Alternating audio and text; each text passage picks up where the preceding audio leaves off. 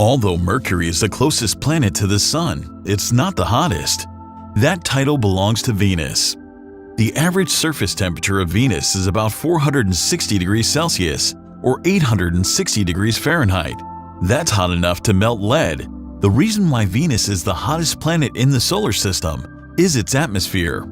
It has a thick atmosphere, 96% of which is made of carbon dioxide, along with traces of other gases, such as sulfur dioxide.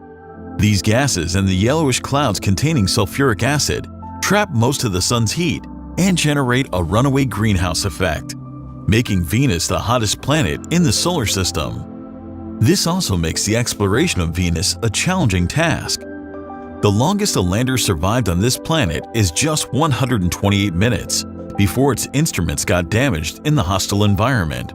For more such videos on astronomy, follow The Secrets of the Universe.